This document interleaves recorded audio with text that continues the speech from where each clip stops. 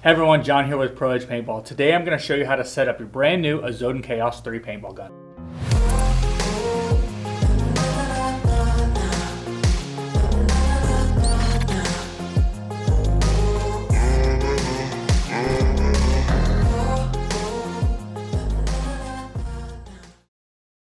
Alright, so let's say you order online, you get your package in, you're going to have your air tank, you have your hopper, and of course you have your Azodin Kaos 3. Nice little box that it comes in. If you order from most websites, the air tank will come into you empty, so you want to make sure you get that filled up at your local paintball store or paintball field. So I've got a little air in my air tank there. And this is a normal gravity feed hopper. Of course, other paintball guns or paintball hoppers will work with the Kaos 3, but this is our basic one. I'm going to show you how to install everything, put it together, and get started. Alright, so open up your box here. Got your nice little starting guide, good to go there. You do have your warranty card, so if you buy it from us, you don't have to fill this out. We do offer a VIP lifetime service warranty on all paintball guns, new and used, purchased from our store. So if you have any problems, you don't have to fill that out and deal with Azodin directly. Comes with your nice barrel sock, so you'll need that to get started. Set that to the side. You need a little toolkit, you'll need that also. Let's go ahead and grab our paintball gun. Good to go there. And let's go and grab our barrel out of here. So your barrel is just going to screw right in, just like that. And you don't want to over tighten it. It does have a small O-ring that'll move around on there. It's no problem. Go ahead and lay that. And you want to go ahead and move your box out of the way. Good to go there. Okay, so now that you have your paintball gun, I recommend before you put any air or paintballs in it, you want to go ahead and take your barrel sock. Here's a little pro tip. These come all tangled up. Once you get it all untangled, I usually recommend to tie a knot in the end of this here, because what happens is, if you don't, that little slider piece to adjust the tension and everything will fall off the end of it. So I usually recommend to do that. So you want to go ahead and take your barrel, slide in the back, and then you want to pull your barrel sock around to the back here. You really want it to be snug. The purpose of this barrel sock is if you accidentally pull the trigger, let's say in your house or at the paintball field, it fires into the barrel sock and doesn't just go flying through your living room or the staging area of the paintball field. So if it's too loose on there, just go ahead and take this, press the button on that piece, tighten it up, and then now you got more tension here on the back and you're good to go. And the reason why I don't put this over the top is because I'm going to put my hopper on here pretty soon. So I want to pull it over. I'm going to pull my barrel sock to the side.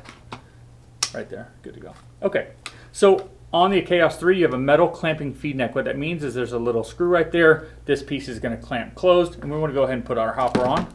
So grab your Allen keys out of your kit. Pull it out. And I think it's going to be the middle or the second to biggest size inside your kit.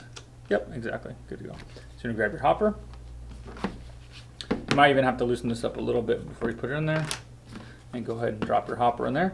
And you don't want to over tighten this. You want it to be snug so it doesn't fall off when you're running around. But let's say you break a paintball or a leaf gets in there or some debris or something. You're going to be able to take it off between games without having to grab your tool. So go ahead and tighten it up just a little bit. I did untighten it a little bit before I put it in there to make sure I have plenty of room. And just snug it up. And now I can do this with it.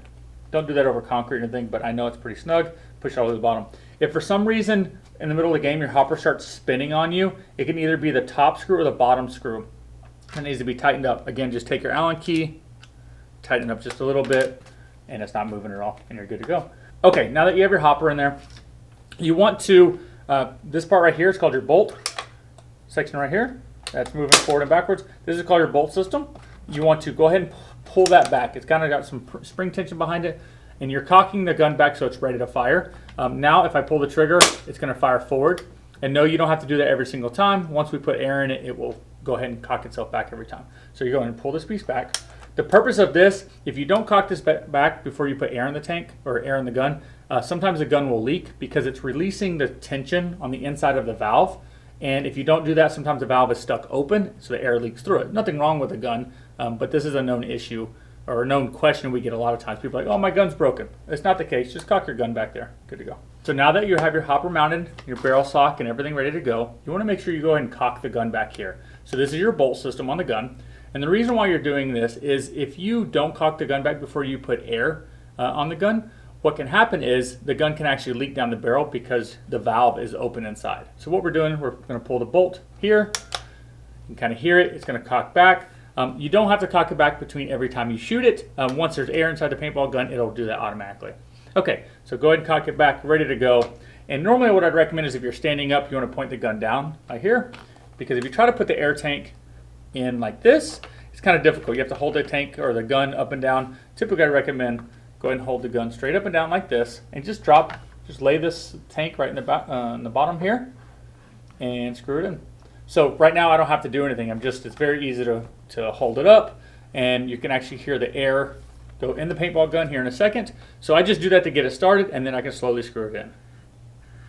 A little bit of air, good to go. And then you give it a couple more turns until it stops. If for some reason you're firing a paintball gun when you first get it, and the paintballs are going really short, you might not have the tank screwed in all the way, so make sure you screw it in until it stops. I'm not really getting on it. You should be able to move back and forth pretty easy. Give you a little pro tip, a little warning. If you're ever taking your air tank off, and this part where the gauge is, if the gauge is not moving, unscrewing with you, but the bottle is, stop what you're doing immediately. What that means is that the cylinder is coming apart from the regulator, and it can actually leak out and cause some problems and be dangerous. So you want to make sure you stop what you're doing, let all the air leak out of the tank, and take it to your local paintball store or field, have them help you out and work with it. So just leave it alone. Don't try to fix it yourself, I would recommend. Okay, so now that we have it aired up, we're ready to go play. All we need is to put paintballs in here. On the left side of the gun is the safety. So if I click it in, it cannot fire. If I push it to the left so you can feel it, it's ready to fire. Good to go. So once you put your air in, I usually recommend put it on safety, and you want to go ahead and open the top, pour your paintballs in, and make sure this closes all the way, ready to go. You can leave your paintball gun stored like at the paintball field with the air on it, with the air going through the gun. You don't have to take it off between each game, but if it's at the house, I recommend to take it off. Paintball tanks are not made to hold air for a very long period of time. So if you get it filled up, let's say, on a Saturday after you play, you have some air left and you go try to shoot it Wednesday, don't be surprised if the air is lower or completely out. You'll have a really, really tiny leak in there, but it's not going to affect you while you're playing. It's just going to affect it for long storage. So yeah, that's pretty much it. All you need to have on here. You can adjust your velocity, which is the speed of the ball, on the back here. That will be in your manual. One of your Allen keys included in here. If you turn it clockwise to the right, it's going to turn the velocity up, and counterclockwise is going to turn it down. That's pretty much the most basic stuff on here that you'll need to get started. Other than that, if you guys have any questions about setting up your Chaos 3 or before you purchase your Chaos 3, it's definitely one of our favorite paintball guns. We have them available in like 5 or 6 different colors on our website, prohpb.com. Of course, the hopper, tank, this whole bundle, everything's available on our website, prohpb.com. So yeah, any questions for anything I might have missed? Any comments? If you love your Chaos, hate your Chaos, whatever the case is, give us some feedback down below. It helps other players that are watching the video and reading learn a little bit more. So yeah, any questions, comment below. Otherwise, if you enjoyed the video, please like the video. And of course, if you like paintball videos, go ahead and subscribe to our YouTube channel. And yeah, as always, don't forget to shop prohpb.com. Thank you guys for watching.